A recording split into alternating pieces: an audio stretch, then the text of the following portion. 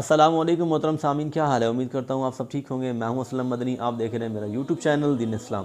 سامعین، آج ایک بہت بڑے بزرگ اللہ کے ولی حضرت حاتم اسم رحمۃ اللہ تعالی علیہ کا بہت ہی دلچسپ واقعہ آپ سے شیئر کروں گا۔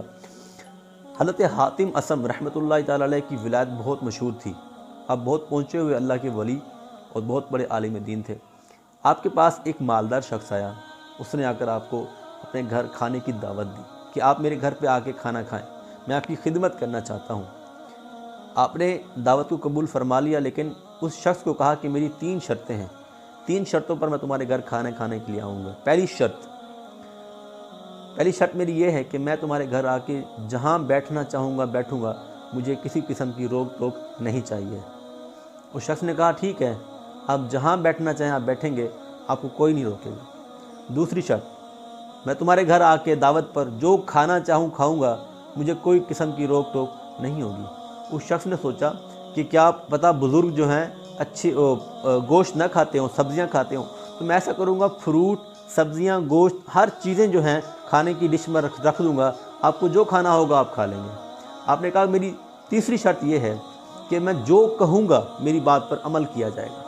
اس شخص نے ساری شرائط کو قبول کیا اور دعوت جو ہے وہ طے پا گئی۔ دعوت والے دن آپ جب آئے، لوگ اکٹھا ہو گئے۔ جس دن دعوت تھی کہ اتنے بڑے بزرگ فلاں کے گھر پہ کھانے کے لیے آ رہے ہیں، دعوت پر آ رہے ہیں، تو دور دور سے لوگ جو ہیں آپ کے استقبال کے لیے اکٹھے ہو گئے۔ لوگ آئے تو لوگ اکٹھا تھے۔ آپ جب اندر آئے کمرے کے اندر، تو جو جوتیوں والی جگہ تھی، آپ اس جوتیوں والی جگہ پر بیٹھ گئے۔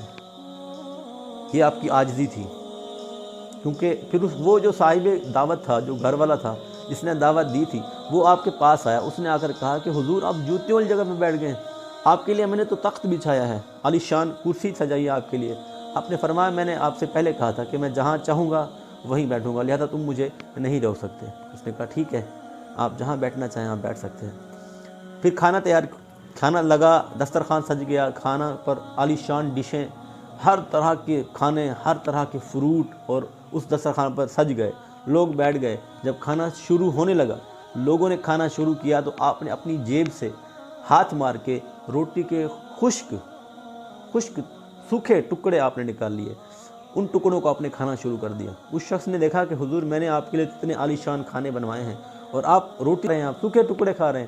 آپ نے فرمایا میں نے آپ سے کہا تھا کہ میں جو چاہوں گا میں کھاؤں گا، تم مجھے نہیں روکو گے۔ 2 شرطیں پوری ہو گئیں۔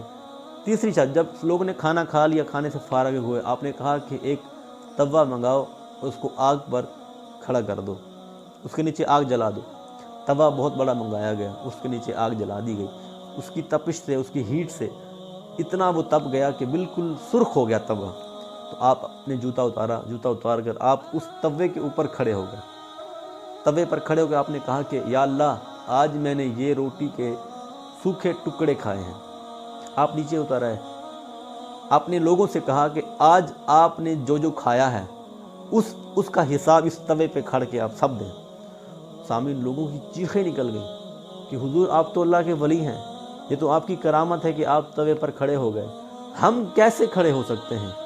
تو آپ نے جو بہت ہی دلچسپ یہاں کہانی کا منظر کشی کی، اس سارے واقعے کی، آپ نے فرمایا اگر آپ لوگ اس توے پر کھڑے ہو کر ایک دن کے کھانے کا حساب نہیں دے سکتے، تو آپ کا کیا خیال ہے قیامت والے دن جب زمین تانبے کی اور سرخ ہو چکی ہوگی، یعنی کہ اتنی اس کی تپش سے، سورج کی تپش سے بالکل سرخ انگارہ بن چکی ہوگی، اس کے اوپر کھڑے ہو کر پوری زندگی کے ایک دن کے کھانے کا حساب نہیں دینا ہوگا، پوری زندگی کے کھانے کا، پوری زندگی کے اعمال کا، کاروبار کا، معاملات کا، سارے چیزوں کا حساب دینا ہوگا، تو تم پوری زندگی کے اعمال کا حساب کیسے دو گے؟ یہ دل پر چوٹ کیا آپ نے۔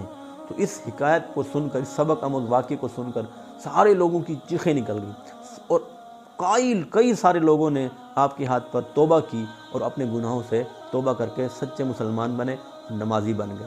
تو سامعین، ہمیں بھی غور کرنا چاہیے، جب ایک دن کے کھانے کا ہم حساب نہیں دیکھ سکتے تو پوری زندگی کے اعمال کا حساب ہم کیسے دیں گے؟ تو ہمیں اپنے اوپر رحم کرنا چاہیے، گناہوں کی کمی کرنی چاہیے۔ اگر گناہوں کی کوئی عادت ہے ہمارے اندر تو اس عادت کو ختم کر کے اللہ کی راستے پر آنا چاہیے۔ ہمیں نماز کی پابندی کرنی چاہیے، نیک اعمال کرنے چاہیے اور گناہوں سے پرہیز کرنا چاہیے۔ امید کرتا ہوں یہ ویڈیو آپ کو اچھی لگی ہوگی، اگر اچھی لگے تو لائک کر دیجیے گا، میرے چینل پر نیو ہیں تو چینل کو ضرور سبسکرائب کیجیے گا۔ ملیں گے نیکسٹ ویڈیو میں، تب تک کے لیے مجھے اجازت دیجیے، اللہ حافظ۔